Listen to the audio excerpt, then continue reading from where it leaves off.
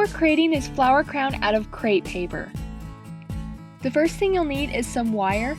I'm using two 20-inch long pieces of 18 gauge wire, but you can use whatever you feel will work best.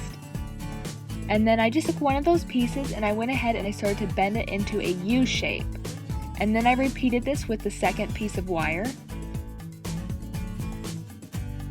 And then put them together like this and hold it in place and go ahead and try it on your head and decide how big it needs to be.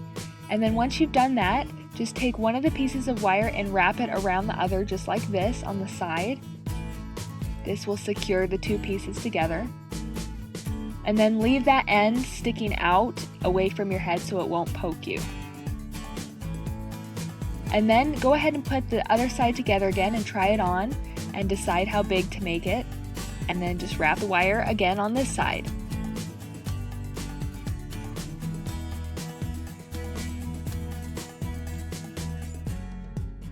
And then you're left with this. Next, you're just going to want to bend those pieces of wire that are sticking out backwards. And so use some pliers or wire cutters to do this. And just bend it back so make sure it's not poking your head, but it's not sticking out either. So it just looks like this. Next, I'm creating these aster inspired flowers. So I'm taking some white crepe paper and just cutting a small circle out of it.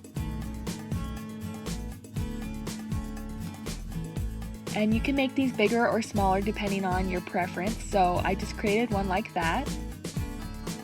Next, I took some yellow crepe paper and I cut a short length like this, and then I just took the scissors and I cut fringe out of the one side, not cutting too far down, and then just went ahead and rolled that up.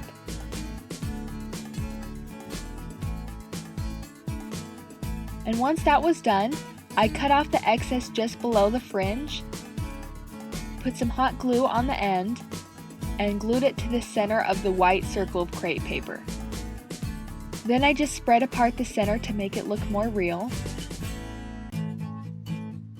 Then I took the scissors and cut all the way around the circle, creating these petals.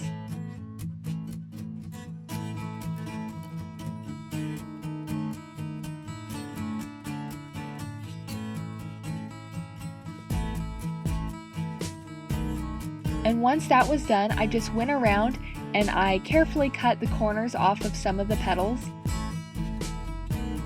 to make them look more rounded like a real petal.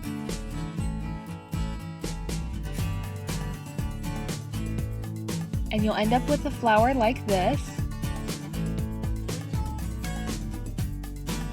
Next, I'm creating this kind of miniature rose. So I just cut a rectangle of pink crepe paper that is about this size, and I went ahead and rounded those corners off. Then I just started rolling it up and using some hot glue every once in a while to hold it in place.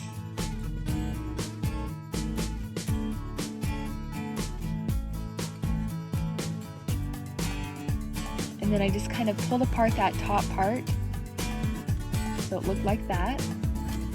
Next, I cut another rectangle about the same size, rounded off the corners, and I added it to the center of the flower that I just made by hot gluing one end and then just kind of wrapping it around and adjusting it and gluing it every once in a while. So it looked like this, and you want it looser on the top and tighter on the bottom. And then just kind of pull it apart at the top again. And I cut another rectangle and rounded the corners and repeated this process again, gluing one end, wrapping it around, and then gluing the other. And you'll just need to repeat this process as many times as you think is necessary. And you can see here that I added quite a few petals, but it's really up to you how many you add. Just do whatever you think looks best.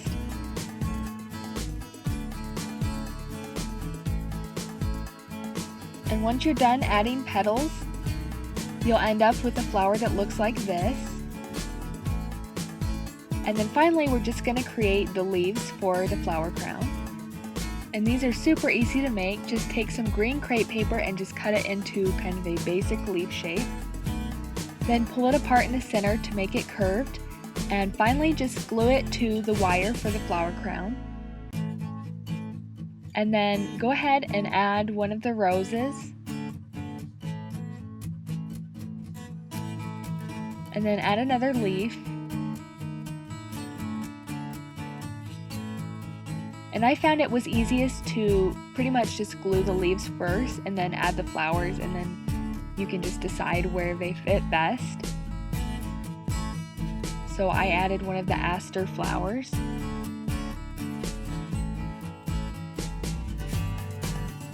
And another leaf.